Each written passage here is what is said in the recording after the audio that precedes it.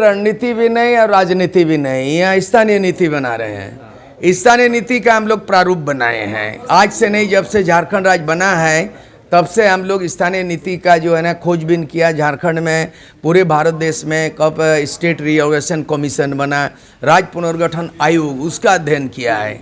उसके बाद जो है ना फिर अलग अलग राज्यों में 1905 में बंगाल राज्य बना, तो उसका क्या स्थानीय नीति, क्या नीति बना, उसका अध्ययन किया हम लोग। उसके बाद 1912 में बिहार राज्य अस्तित्व में आ गया, तो क्या नियम से बिहार राज्य इतना दिन चलाया। 1936 में उड़ीसा राज्य बना, क्या नीति बना के राज्य चलाया। और 2000 में झारखंड बना और 22 साल हो गया, अभी भी कोई नीति नहीं बना।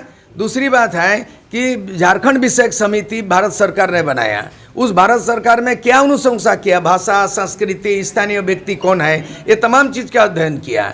उसके बाद जो है ना वो विभाजित बिहार में स्थानीय नीति को लेकर बाबूलाल मरांडी के समय में बवाल खड़ा हो गया और उसके बाद हाईकोर्ट में चला गया, तो हाईकोर्ट ने बोला वो संवैधानिक है। तो कौन सा चीज़ जोड़ना चाहा है, अर्जुन मुंडा मुख्यमंत्री थे, बीजेपी सरकार क्यों संशोधन नहीं किया। फिर आया 2014 से लेकर 2019 तक आया, और वो रघुवर दास सरकार में जो 1985 में जन्म लिया और जो यहाँ मैट्रिक पास किया, जो दुकानदारी किया, जो यहाँ नौकरी किया, इनको स्थानीय माना, वो गैर संवैधानिक था।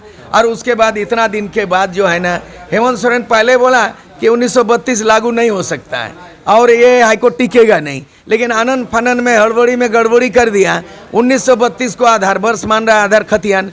ये अलग अलग समय में अलग अलग जिलों में सर्वे हुआ है। हम लोग बोल रहे हैं 1932 से अकेले नहीं हो सकता, हम लोग तो 1964 के हैं, कहाँ से 1932 लाएंगे हैं। संथाल पुरना में 1925 का है, वो लोग कहाँ से लाएगा। एक गढ़वा, चतरा, पलामू उन लोगों का अलग से है। तो हम लोग पूरा सर्वे का रिपोर्ट निकाल लिए हैं। हम लोगों का कहना है एक लाइन में लक्ष्मण रेखा हम लोग खींच रहे हैं कि 32 भी नहीं, 64 भी नहीं, एक लाइन ऐसा है कि जिले के अंतिम सर्वे सेटलमेंट का जो रिकॉर्ड ऑफ राइट्स है उसको आधार माना जाए।